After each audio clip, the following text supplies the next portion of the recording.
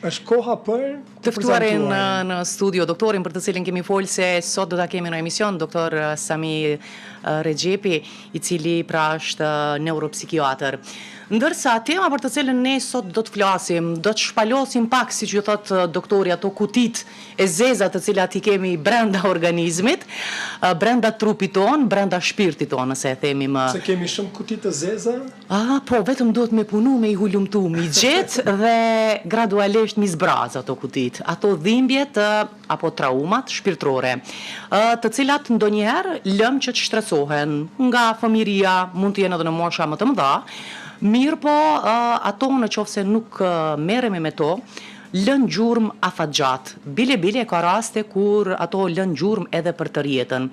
Kështu pash disa hulumtime të cilat janë duke u bërë edhe në përbot, dhe që Evropa, por edhe më larg, po merren pikërisht me këto trauma, të cilat natyrisht që duhet me arë një moment dhe duhet me u trajtu në mënyrë që të vazhdojt pjesa tjetër e jetës më e qetë dhe më e bukur.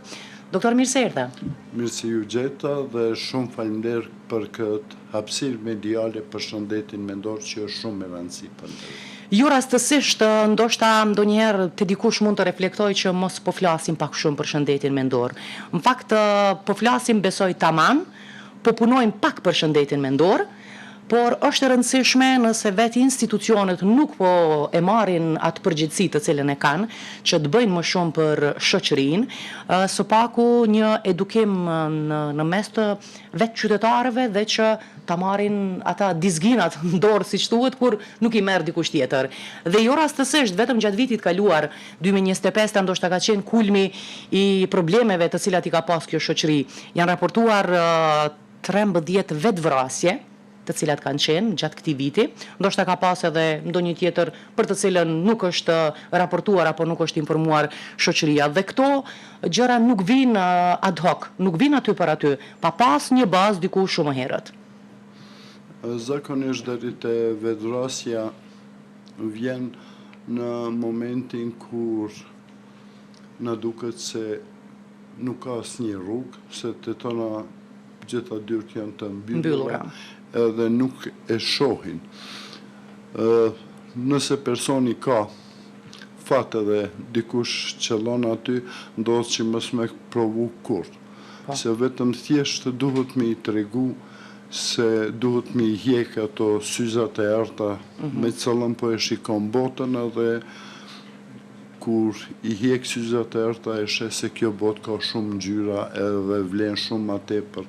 Se ajo është një moment. Po flasim për individ që shkojnë shumë shpejt, se kemi edhe raste kur janë abuzues me substanca psikotrope.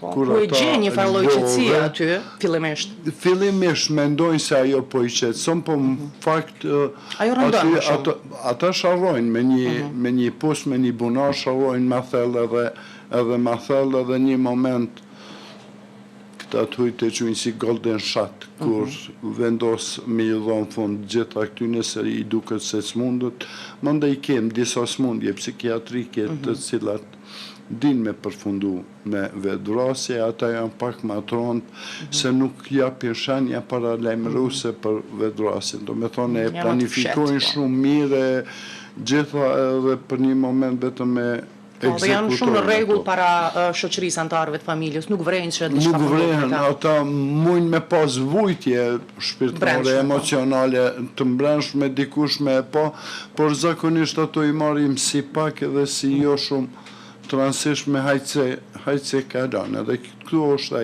ai problemi i kësaj. Se fole për kutit, i kem disa kuti Ndëgjoj Maksi.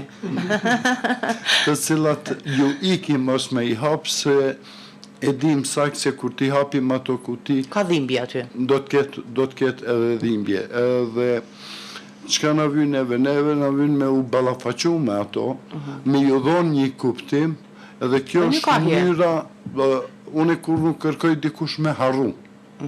Ato janë gjëra që s'harrohen shpesh herë. Mirë po ballafaqohet, ja jep një kuptim, dhe për plot gjëra ne jem të prirur me fajsu vetveten, Apo ndonjëherë dhe të tjerët, pa u marrë direkt me Edhe të veten. tjerët, po problemi më i madh është me veten. Kur ne jem me veten Në paqe. në paqe, atëherë i kuptojmë gjithë tjerët edhe ju japim një kuptim edhe është e jonja se a dojmë me qenë me ta apo nuk dojmë se e marim një pozicion mbrojtës. E ka njëherë ne harrojmë me thonë jo, edhe ngarkohemi aq shumë, edhe nuk e vrejmë vetëm me shohim veten Duke rënë. u fundos ma tepër edhe ma tepër. Edhe këtu është ai momenti kur ka nevojë patjetër për një ndihmë profesionale të një Absolutisht, eksperti po. qëndetit mendor. Po. Por teme cila diskutohet shpesh, sa jemi një të hapur dhe sa jemi të gatshëm, sepse ndonjëherë kërkohet ndihmë nga profesionistët, por kërkohet një farë lloj ndihme, por nuk je i bindur se dikush mund të ndihmoj. Dhe këtu po besoj që është pika kyçe që duhet besu te profesionisti dhe natyrisht duhet të respektu atë se çfarë diskutohet në mes të dy palëve. Dhe duke filluar me punu me vetveten, më pas vjen deri te zgjidhja patjetër.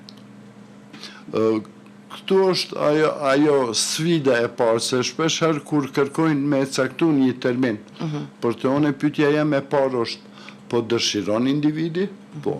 Jepja telefonin le ta kërkon ai termin. Se ajo është Apo i po e bindur shtyni. se ka nevojë. Po nëse tjerët mendojnë se ai ka nevojë për Por ajo? atëherë është diçka tjetër se ende nuk është i gatshëm me u ballafaqu me vetveten. Ashtu që edhe koha edhe në aspektin financiar është një mënyrë një humbje e pa nevojshme se nuk mund me u ndryshu diçka derisa vetë individi nuk është i gatshëm me bë diçka për vetveten, jo për tjerë. Për të mirën e vet, po. Për vetën, ajo është e parë. Patjetër, numri i telefonit +33 44 900 021 është në dispozicionin tuaj, ju të cilët keni për të bërë ndonjë pyetje, natyrisht që mund të adresoni derisa doktorin e kemi në emision. Ndërsa, Dhe unë kam një pyetje doktor, tek profesionisti të drejtohemi apo mund të hapemi edhe me një mik, me një mikesh për shembull, t'ja themi këtë problemin që kemi? Është fat se ne e kem ende të rujtun kohezionin familjar, nuk është shkatru plotësisht qysh është, ashtu që në familjet e mëdhaja shumë ma let njeni prej antarve të njeni e gjeni mbështetje, një mirëbesim, një mirë kuptim, që është shumë i rëndësishëm. Se zakonisht kur dikush thot spondina mirë, hajde mas janë zerë fundin, sa është kjo kur gjo, kjo kalon. Se ne jem mësum me por ajo nuk është ndihmë realisht. Jo, ajo nuk është ndihmë se ajo e bën personin me undi se askush nuk po e kupton edhe se ai ka mbet vetë. Në momentin kur dikush fillon me undi se është vetë, edhe nëse jam 50 veta aty për rreth, por ai ndihet që është vetë, ajo shkakton një dhimbje shumë të madhe. Nuk është një dhimbje që kalon me paracetamol, me një brufen, por është një dhimbje shpirtërore e cila ndihet edhe shumë vështirë të i kalohet. Unë shpesh e përdori termin se ilaç për shpirt nuk kanë kutia. Kutijat mund me ndihmu pak për me e kriju një hapsin me e rimar vetën. Por ilaçi i vërtet është mbrenda neve. Patjetër. Do të kthehemi te ajo pjesa e traumave, trauma të cilat mbeten gjatë në mendje, në shpirtin ton, ndoshta më mirë ta themi kështu. Këto mund të jenë trauma të cilat janë fituar shumë herët në moshë, mund të jenë ndoshta edhe më të vonshme, por cilat janë këto trauma, a dallohen disa më shumë, disa më pak, apo varësisht nga ajo se sa është prek një individ, sepse një proces i keq jetësor që i ka ndodhur një individi, mund të jetë ndoshta shumë më i lehtë për dikë tjetër. A ka të bëjë edhe me çështjen e karakterit të vet individit? Sa i përket traumës, ta kuptojmë se trauma është një lëndim. Sikurse që kem një lëndim trupit, që dorës, këmbës, fizik, kjo është një lëndim i joni emocional apo me thonë emocional, shpirtnor.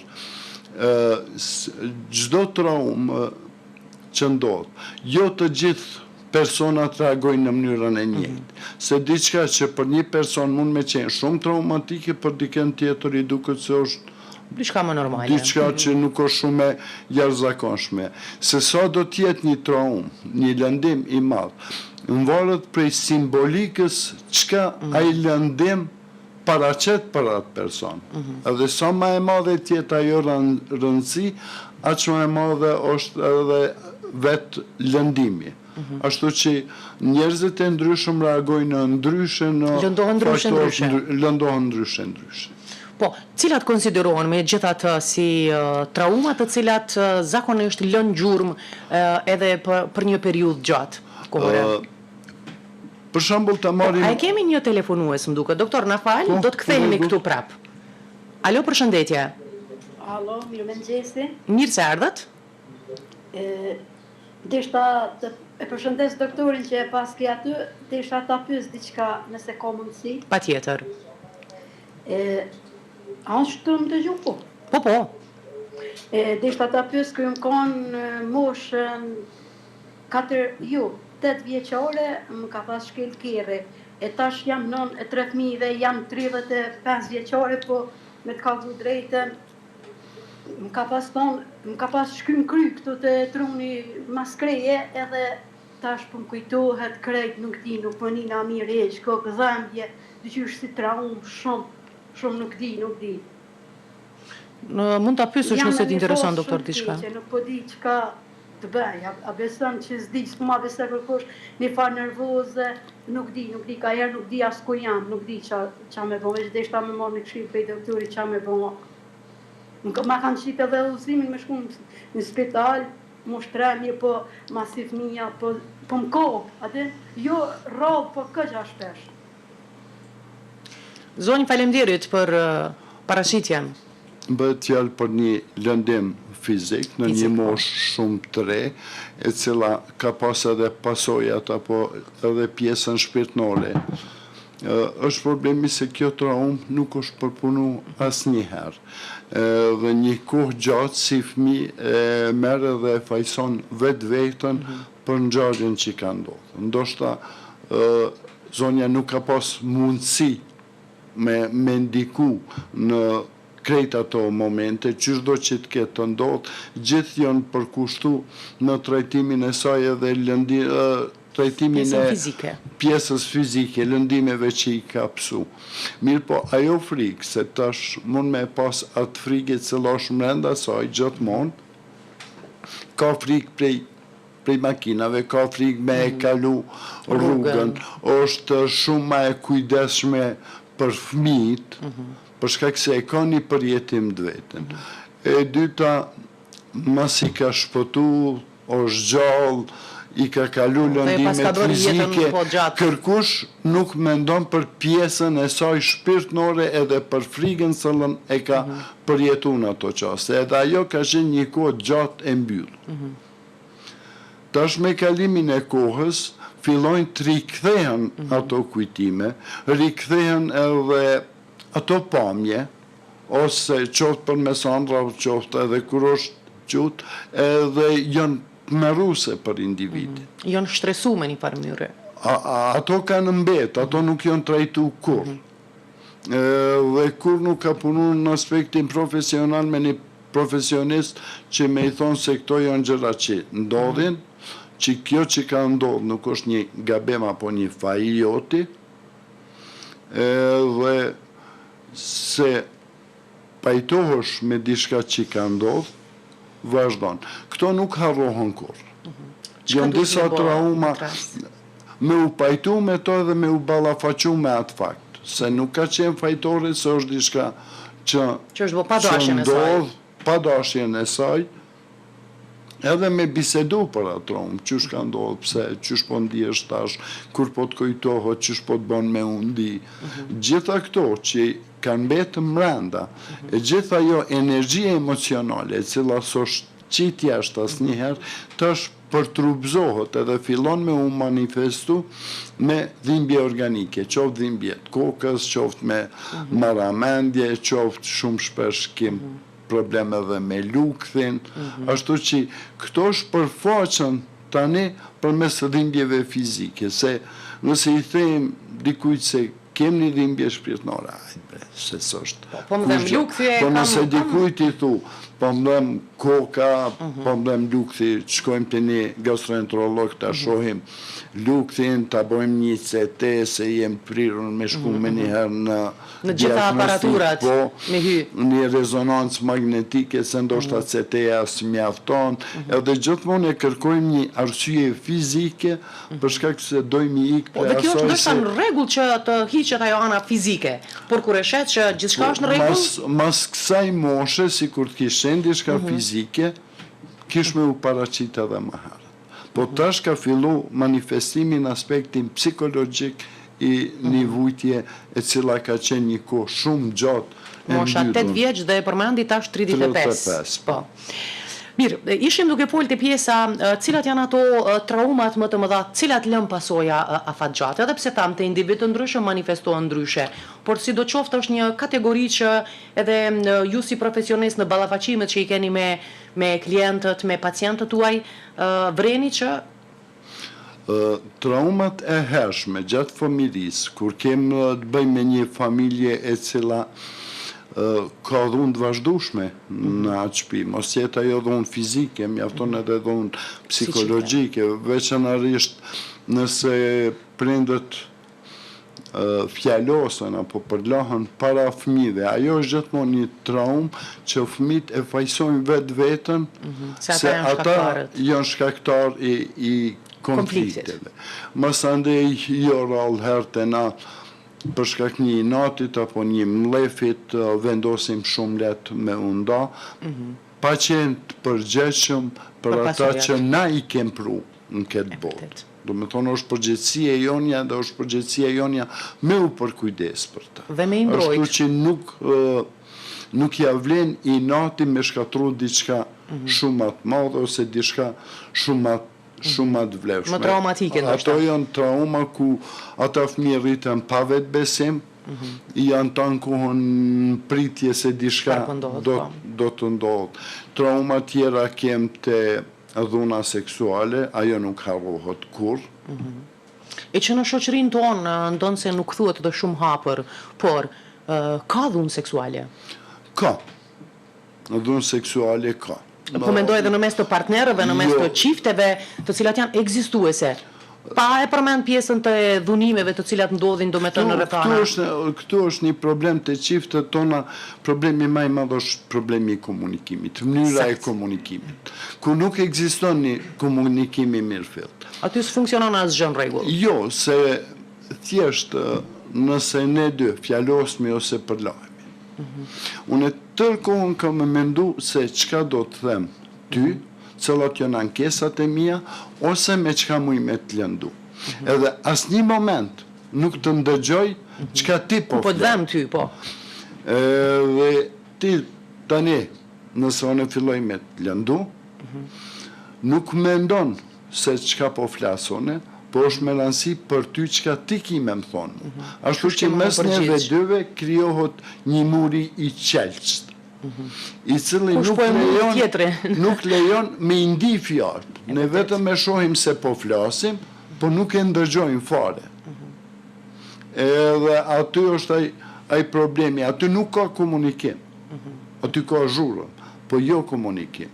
Ka carim në fakt dhe situata shkon duke u përkeqësuar. Komunikimi unë shumë shpesh figurativisht e përdori 2 krigla të mëdha me akull, 2 personave nga 2, mbasi ta hanë atë akull të ftofën mirë, atëherë ka komunikim. Përderisa jem të nxehtë, çojmë inati, manifestojmë mlef, aty nuk ka komunikim. Dhe kjo është ajo rregulla e parë është komunikimi I mirëfillt.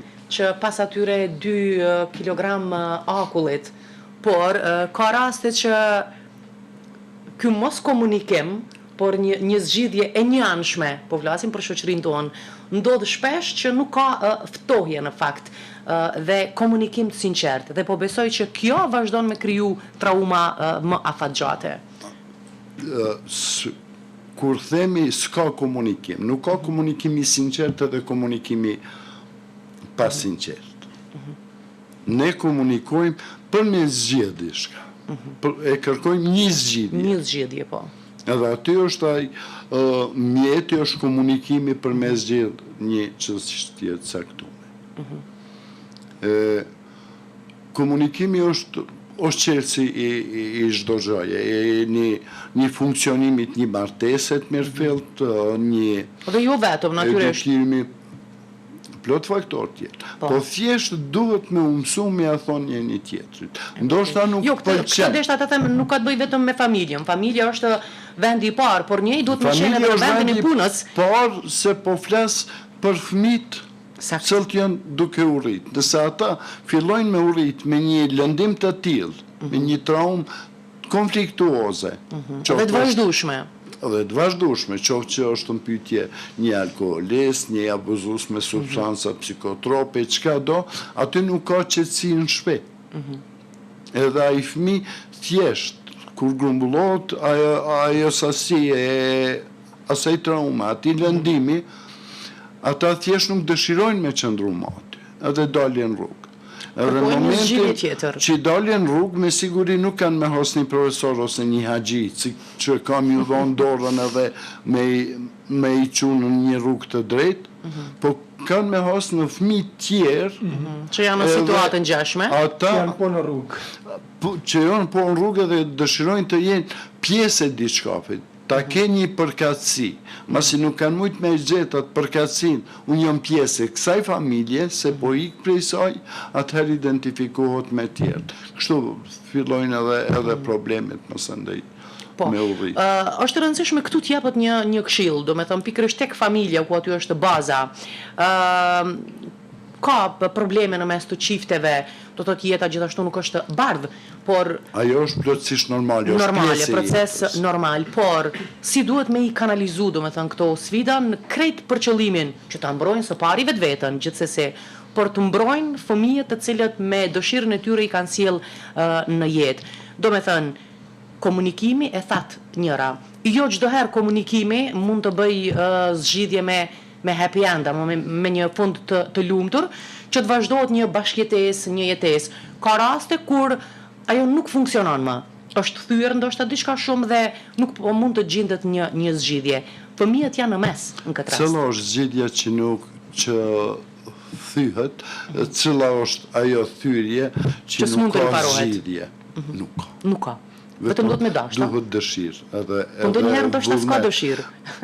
Ajo është diçka tjetër. Mungesa e dëshirës është diçka tjetër. Po sido që tjetë, duhet me u kujdes që gjitha mosmarrveshjet nuk zgjidhen para fëmijëve. Absolutisht jo.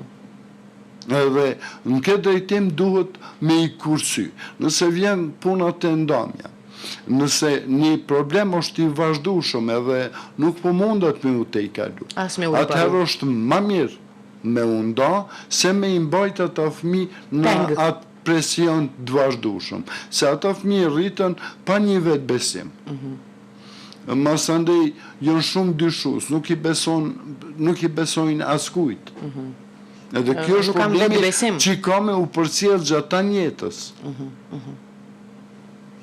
Po, është rëndësishme më pas në këtë situatë, për shembull, si duhet sillen, po e zon nuk po ka zgjidhje, nuk po duan që të gjejnë zgjidhje ndoshta, dhe vjen dritë-ndarja, por edhe këtu ka thyrje të tjera të cilat shpesh i dëgjojmë në shoqërinë tonë, të cilat gjithashtu edhe promovohen goxha shumë edhe në rrjetet sociale dhe në media, dhe nuk e di nëse bëhet një promovim i mirë, ndonjëherë shohim raste që tregojnë shembuj të mirë, se komunikimi dhe duhet me vazhdu ndoshta, pikërisht për të mirën e atij fëmijës, mos me dëmtu, por me fuqizu. Nëse dy prind nuk mund me gjetë një gjuhë të përbashkët, në mes vete, po. Mes vete edhe vjen deri te ndamja. Gabimi kryesor edhe shumë i shpesht qëndron në faktin se me cilin do prind që do t'jesin fëmijët, Nëse janë me nana flet për babën sa ka qenë i pakujdesshëm, i pasjellshëm, i keq, i dhunshëm, edhe tankon fol. Apo anasjelltas, po. Apo nëse janë me babën, atëherë baba flet për nanën. Edhe kjo është një sene, duhet me kuptu se fëmija i kanë njësoj babën edhe nanën. Dashnia është e njëjtë e tyre. Është e njëjtë. Dhe sado që fëmija që ndronë me ty, ti i fol keq për babën, ai fëmijë vazhdimisht lëndohet. E vërtet. Nuk është se ka me fillu me besu diçka dhe me fajsu babën, ose për një kohë ka me fajsu babën, po duke u rritë, duke u pjek, duke i kuptu disa gjëra, fillon në një mënyrë me arsyetu. Dhe një lloj revanshi që do ta bëj. Ajo është, mandej, fëmijët e tillë, qoftë djem, qoftë vajzat, nuk kanë guxim me gjetë një partner edhe me mendu për një martesë, se ka qenë atë shumë të ndumë si fëmijë dhe thjesht e kanë humbat guxim për me marrë një vendim të tillë. Kjo është kur flasim për fëmijët, mirë po. Cila është mënyra e mirë ndoshta që t'i kumtohet për shembull, sepse prindrit ndonjëherë edhe nuk e gjejnë një zgjidhje të mirë se si ti përgatisin po e zëm fëmijën, se po ndodh një diçka që nuk po funksionon, por që prindrit janë të njëjtë, ata e duan shumë fëmijën dhe jeta vazhdohet ndoshta me një qetësi më të madhe. Është me rëndësi, nëse nuk muj me jetu bashkë, ajo nuk do me thonë se ne nuk do të komunikojmë fare. Për shkak se fëmija jo ndërmjet që ka nevojë për komunikim për të dytë. Edhe thjesht i fol mirë për prindin, ata fillojnë me e kuptu se në rregull s'ka funksionu, por këtu është baba, takimet me babën, takimet me nanën, çka edhe në kalumin po edhe tash ndodh që mos me ju leju qasje prindit për me e pa, qoftë nana, qoftë baba. Procedura gjyqësore. Armiqësi vetëm vjen duke u rrit, në fakt, ajo është diçka që është e shkatru. Vetë fëmijën apo fëmijët nëse janë aty. Doktor, dhe është më mirë për shembull nëse nuk arrihet kjo marrëveshje komunikimi, kur çiftet janë të ndarë për hadër të fëmijës, të përdorin një punëtor social, një psikolog ndërmjetës. Kjo është parapame edhe me ligj, kjo është një procedurë standarde që apo veprohet kështu në vendin tonë për shembull, është e mundur? Po a kem mjaft qendrat për punë sociale, a kanë mjaft punëtor për me mujt mi u përkushtu aq shumë sa ka nevojë një fëmijë. Se ekziston, funksionon, por numri i madh i rasteve, numri i vogël i punëtorëve social, atëherë paraqitet kjo mungesë në atë kuptimin e mirëfillt të fjalës aq sa duhet me qenë.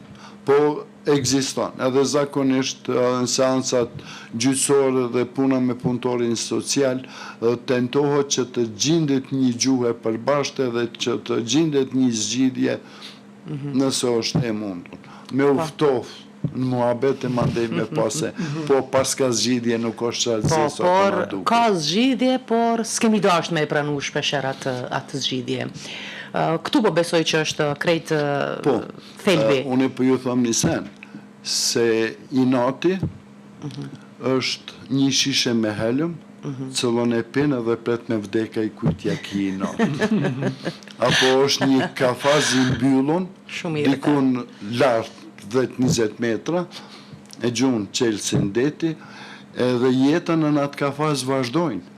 Sa do që ma ki inati, unë po vazhdoj me jetu, po ti ke mbet në atë kafaz e mbyllun edhe nuk mundësh me leju jetës me vazhdu jetë. Ashtu që ajo që ka është shumë me rëndësi është me te i kalu vetën edhe me funksionu me arsye, jo me inati, jo me mlef. Po arsyeja duhet, se çdo vendim që mirë, qoftë prej inatit, qoftë prej mlefit, mundësia për gabim është shumë më e madhe. Arsyeja është ajo që e gjeni barazpesh. E çka me bëhet që ne jemi goxha shumë popull inatçi. Për atë edhe Në jemi çdo këtu ku sferë. jemi. Po pra, në aspektin e Kudo. përgjithshëm. Madje Kemi shembull inati negativ inati. shpesher vlerësohet si virtyt. Si vlerë. Fatkeqësisht. Po ajo është, jemi një shoqëri patriarkale, ku na burrat i japim vetës pak më shumë drejt, në anën tjetër jemi në një periudhë kur dëshirojnë me u fuqizu gruaja apo femna, dhe i jepet një përparësi. E tash në këtë mjedis kem të tilla që e keq përdorin këtë fuqizim Absolutisht po. të femrës, edhe krijohen telashe edhe më të mëdha, edhe ku s'ka telashe në dim me i kriju. Unë e kom drejt, unë jam femën, unë jam. Jo, duhet me qenë Jem njeri. edhe me provu me e kuptu dikend pse ndoshta ka vepru në këtë mënyrë. O shumë e rëndësi me i dhonë kuptim. Kur i japim kuptim, atëherë shumë më të lehta janë zgjidhje. Ma kujtove atë shprehjen që e kemi pas e përmend të shoqërinë patriarkale, ku deri vonë është përdor kur fëmia apo e zëm i thot babës, o bab, po vjen një njeri me një gru. Një njeri me një grua, jo. Dhe kjo ka ndryshuar në shoqërinë tonë. Duhet me u ndryshu ende shumë, mirë po edhe mos me u keq përdor, siç e the. Ajo është keq përdorje, kem lëvizje feministe ku shkojnë prej një skajit në skajin tjetër, edhe nëse nisemi prej dy ekstremeve. Shumë vështirë është me e gjetë mesin. Ne duhet me e kërku ato çka është e përbashkë brenda cëllës dhe çka mundet me funksionojmë, pa provu me tesu ekstremet e njëri tjetrit. Kjo është ku funksionojmë na mirë. Po. Prej kësaj këndej s'ki çka lyp. Nuk mund është me lyp diçka që pa kalu me hapa s'mundesh me arrit deri te ajo. Po Kështu që edhe duhet shpeshherë me na ditë- kërkojmë prej dikujt diçka që na nuk e ofrojnë. Ose Po, si jem gat apo që më kërkojmë ofrojnë. diçka prej dikujt prej të cilit e dim ndoshta se s'mund ta marrim atë pjesë. Ato janë thjesht kur dëshirojmë me kriju një argument se na kem drejt, që në fakt nuk është Nuk ashtu. është e drejtë, po. Mirë, këto janë disa nga traumat të cilat i përmende. Të lexoj një Mbesen? pyetje Merita nga Po, ata që më kanë patjetër. shkruar.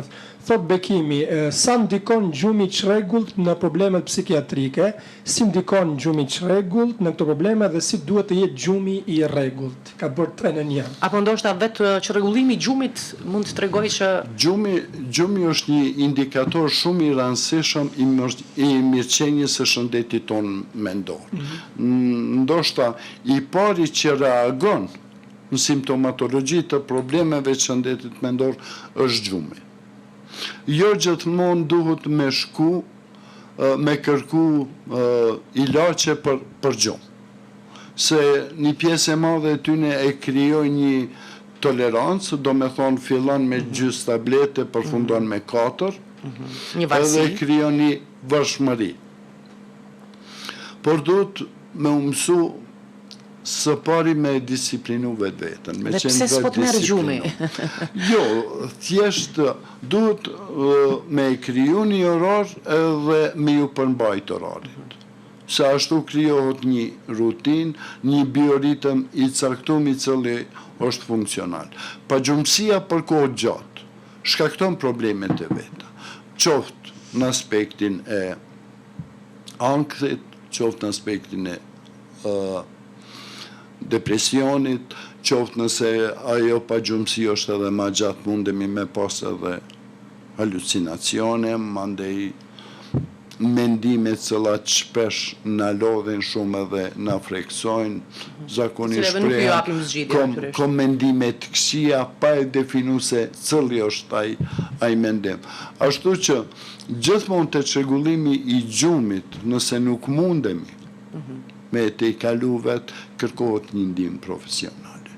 Që nuk do me thonë së është ilaçi, se ka diçka mrenda neve që një konflikt cëllin s'po muj me e zgjidh, një kutije cëlla nuk është hapende, edhe ajo e shkakton. Mandej ka dhe smundje tjera fizike cëllat të ndikojnë në pagjumësi. Por pagjumësia tash është simptomi i parë edhe diçka që shumë ndikon në përkeqësimin e gjendjes emocionale dhe e cila mund me sjell mandej edhe probleme deri te nismundje psiqike. Se jo çdo çrregullim, jo çdo problem joni emocional, se shpesh të janë edhe krizat, unë i quaj si kriza zhvillimore, që paraqiten periudha të ndryshme gjatë zhvillimit tonë, edhe të moshës. Se është që, për shembull, te gra që është e menopauzës, pubertetit që të trit. po shkojnë me një fëmijë në klasë parë, po shkon në shkollë, Po, me një periudhë ditën e shumë parë, stresuese. edhe e din se për 4 orë mësusja do të zavendësoj nanë. Edhe kur e shë vinë edhe 30 fëmijë tjera, i të shtëpia nuk e ndon nanën me askend, tash mësusën duhet me ndon me 30 vetë. A je ka një top të shtëpia edhe lunë që shdon vetë, edhe tash mësusja e sjell një top, edhe aty janë 30 fëmijë që vrapojnë mas atij topi. Edhe fillojnë me i përjetu si rival. Po me kohë ne e kuptojmë se ata janë shok tonë, nuk janë rival tonë. Gjithmonë në këto kriza zhvillimore paraqiten probleme ku vjen pyetje vetbesimi jonë, po me kohë ato të i kalon. Por që familja është ajo që duhet me vazhdu dhe me mirë kuptu këtë çështje për me kriju një vetbesim shumë të madh te fëmia i vet.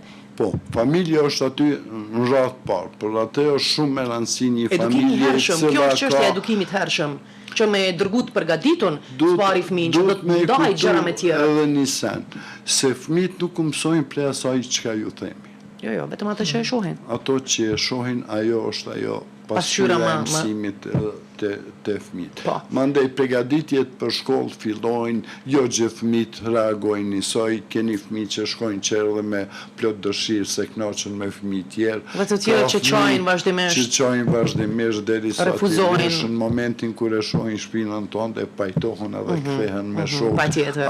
Ato janë tipe të ndryshme. Procese jetësore. Është shumë normal. Po. Mirë, një traumë e cila është kriju ndoshta në moshat hershme dhe nuk e di për cilës mosh, sepse shkenca jep mendime të ndryshme, madje thuhet edhe traumat që janë në moshën 9-2 vjeç mbeten në kujtesën e fëmijës. Megjithas këto të cilat mbeten më gjatë janë ato në mosha pak kur fëmia ka vedije më të lartë, kur kupton më shumë, mbamendja është më e gjatë. Më intereson mendimi juaj për këtë pjesë. Disa studime thonë se traumat përjetohen edhe gjatë jetës intrauterine, hala pa lindë fëmija. E dytën, çdo nanë që e merr një fëmijë në gjie ose e pështetën krahnor, ajo mundet me buzëqesh me fëmijën, por fëmija e ndjen se nuk e ka nana atë qetësinë e duhur që me i ofru komplet atë ngrohtësinë që e ofron një nanë. Ashtu që këto janë trauma shumë shumë të hershme. Ndërsa me kohë me zhvillimin e fëmijës më andej kem trauma cilat i kem në adoleshencë, kem trauma në periudhat ndryshme kohore. Ta marrim një femën e cila ka qenë e dhunume. Ajo e te i kalon. E menaxhon. Ajo do të martohet, ajo ka me kriju një familje. Edhe me një gjuma ashtu në muzikë të këcy, edhe të me një kanagjes. Një kanagjes. Ani të shka i ka ndodhë filanës. Atë moment, këtë gru e këthen në ngjarjen e vetë. Do me thonë, ajo nuk harrohet kur.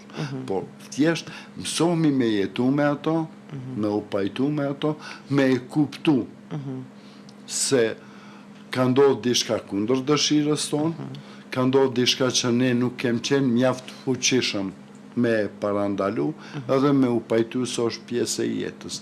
Kjo është ajo një përpunimi traumës që na bën neve me qenë funksional. Por nëse ajo mbetet një dishka e pa folën kur, e pa trajtume, e mbajtun në veti, ajo ta në kohën do t'jep sinjale cëllat mund me sjell deri te përkeqësimi i gjendjes. Dhe krizat e tjera që mund shkojnë. Dikush tjetër për na pret? Se përgjigja mjaft për gjumin. Gjumi është shumë i rëndësishëm edhe është indikatori kryesor për mirëqenien tonë shëndetit mendor. Përshëndetje. Mirë dita. Mirë dita. A jeni lot? Jo. jam një plak 69 vjeçare, po gjumi shumë... Plak? A mu duka the plak? Po, Me plak. 70 Nuk vjet. po... S'po t'ingon bazari që është ashtu, por... Mirë. Jo, dhe që ashtu jam, po gjumi mu ka shregulluar, nuk mërë gjumi tonë natën e gatë, vetit sa bajt 1 orë, 2 orë, nuk po di shka ka ma këtu një drejtuar. Apo më tregon se gjatë ditës sa herë kotësh ose flen. Valoj, flejsha ka 1 orë, doktor, po tash ju nuk po flejish, po apet që ashtu gjumi nuk po ka të merë. Vetëm për një ditë prova? Jo, nëse kjo është gjatë ma Jo, tepër. që ka vëlla që 3 muaj ditë si gjumë sy, s'ko këthy 1 orë, 2 orë natë, mo tjetër heq. E po lodh na shumë po lodh. Po gjumësia ju lodh shumë edhe s'ju lën rahat me shiju as ditën, as kur gjo. Ju kisha Jo. këshillu me shku të një mjek me bisedu, për këtë mosh, mësom është pak e shumë normale, se edhe unë jam që aty dikun. E sa orë po flen ti, doktor? Flej shumë ma pak. Po. Po edhe për para nuk kom fjet ma tepër se 6 orë 7, Po kjo është edhe individuale, dikush ka nevojë më pak Po. për gjumë. por thjesht duhet me u kërku se një pagjumësi e cila zgjat ma tepër kohë, atëherë është shumë ma problematike. Le të kërkon një ndihmë të dikush prej mjekëve, për këtë mosh është normale, por ka nevojë për trajtim. Trajtim, po. Kemi dikë tjetër. Po. Përshëndetje. Përshëndetje. Cila është pyetja? Përshëndetje. Po më dëgjoni, pyetja është doktor që bash më do kësi e qëllunë të stash që gjëshova, se që 3 ditë për ditës së djele, kom pas një krizë hipertenzive për më duket, po mundova mi trajtu vetë a ditë, edhe nuk u ullë dyqysh dhe i mramje. Mramje u duta mi tjere emergjencen, edhe normal mi ka një apulasik se ato shka duhet krejt për dhimbje, për krejt, e vetë jem pëndorë shëndetësore, jam modër medicinale. Por preja se i ditë, doktor, 2 herë në ditë, dhimbja, edhe pse i pi hapa detensioni që i kam jam me ibesertan 12.5 me diuretik, po dhimbja nuk e mnalet, i kam këto, vjen kriza për një herë, për shembull, që një ka pak qumshtit e qela prom, edhe ajo e provokoj as mullas, po guxoj, adin as me lëvizje të lehta, dhe me thonë, dhimbjen e kam qatë shumë të fort, sa nuk e di, atër duhet prap një tjerë emergjencen, ose me shkuoni me marrë venoze, ose dishka, edhe menzim kalan. A më tha që jeni punëtor shëndetësor? Po. Pse po e trajtoni vetëm krizën e s'po e trajtoni hipertensionin? Që hipertensioni mund me qenë edhe me origjinë psikogjene, duhet me provu me vetën, me u marrë vesh, Dhe pak me e tha që kërku. 3 ditë jam mundu mënyra me kushte shtëpijeme. Jo, kam qenë të mirë, ku kam boni CT, unë dje e bona CT-n, kam qenë të ortopedit, gjithë am dullu mirë, do me thonë, vetëm që ta shprapja nisi, do me thonë së shqetësova. Këtu është edhe problemi. Kërkone Ndihmën e bulimin duhur. këtij hipertensioni. Nga po vjen. Nga po vjen edhe po mduket prej përshkrimit juaj, nëse gjitha analizat tjera kanë dalë mirë, atëherë mundet me qenë psikogjene dhe nuk është keq me ullë, me diken me bisedu pak më gjatë. Okej, faleminderit. Shëndet. Jo motra, për momentin apet e kapi që kjo krizë dhimbjes tu bisedu me juve. Ishte i qartë doktori, kështu që të mos e zgjasim ndoshta më shumë, po besoj që duhet trajtu më thellësisht me profesionistë të tjerë shëndetësor. Ha, dok, ishte kështu. Po. Faleminderit shumë. Edhe një tjetër telefonues, përshëndetje.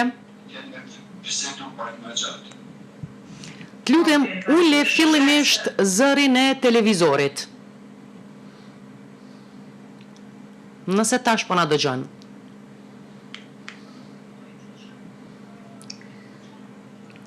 Alo? Po? A keni pyetje, t'lutem? Po, disha me ju vej diçka, doktorin. Vetëm shprehu.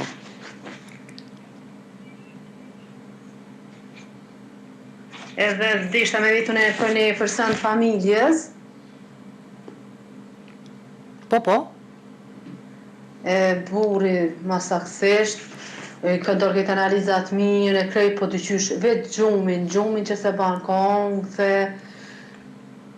S'po të qysh me thonë, që gjumin që se ko mirë heq. A është nevojshme me pi kukra, a janë dëmshme, a shka na këshillon diçka. Faleminderit. E para është shumë e rëndësi me gjetë shkaktarin e kësaj pagjumësie. Nëse është në pyetje diçka organike, atëherë kërkon trajtim profesional. Nëse është në pyetje pjesa emocionale apo pjesa shpirtnore e tij, edhe për atë ka nevojë me u konsultu me një mjek, po jo me fillu me njëherë me ilaçe. Ilaçet janë zgjidhja e fundit. Nuk u përmend edhe shumë gjumësia, deshta edhe këta me përmend që në rast të tilla kur ka edhe trauma dhe çrregullime dhe probleme të një numër i pacientëve shkon me nevojë shumë të madhe për gjumë. Këtu kemi të bëjmë me një çrregullim tjetër, kur personi ka nevojë shumë për gjumë ose. Mirë po duhet me pas të qartë edhe një sem, varësisht prej asaj gjendje cila është, se gjumi i tepërt të depresionet i kemë dy skajet. Ose është pagjumësia, ose është gjumi i tepërt. Ashtu që gjithmonë duhet me kërku njëherë. Një mes. Një mes, po duhet me kërku edhe cili është shkaktari edhe trajtimi. Ashtu që njësoj si pagjumësia dhe kur dikush ka nevojë shumë me fjetë, edhe ajo është diçka që kërkon një trajtim profesional. Kemi vazhdimisht telefonues, por jemi në fund të këtij emisioni dhe ndoshta për fund, doktor, ta themi edhe këtë që traumat të cilat i përmendëm se regjistrohen diku në fëmijërinë e hershme dhe mund të jenë pjesë përcjellëse e jetës të patrajtuara. Në qoftë se në një moment vedisohemi dhe shohim që po na shkaktojnë probleme dhe vendosim që ti trajtojmë ato, vazhdojmë pas të funksionojmë, të bëjmë një jetë shumë normale, një jetë të qetë?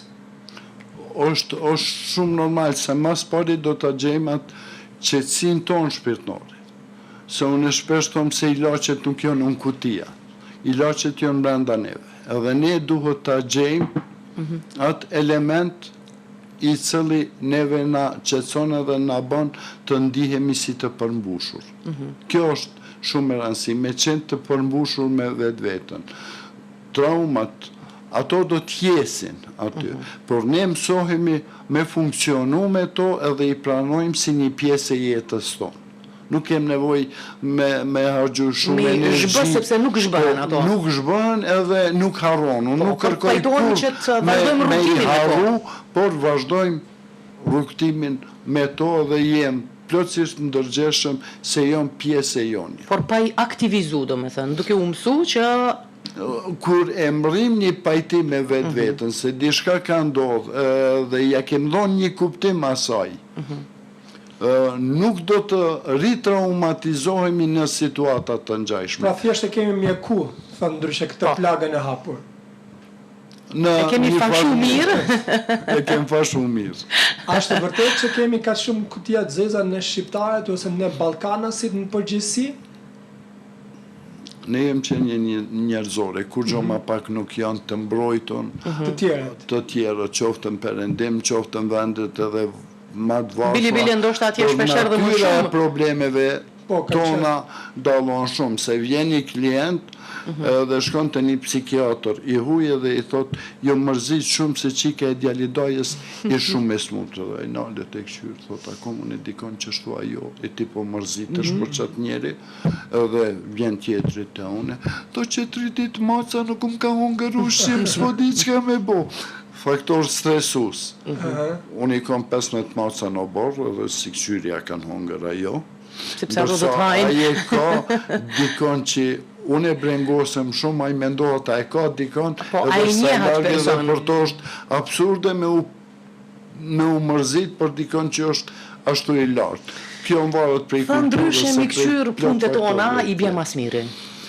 Me u marë me vetë vetën i bjen mas miri. Pa tjetër. Falenderit shumë. Ishte kënaqësi. Gjithashtu. Falenderit shumë.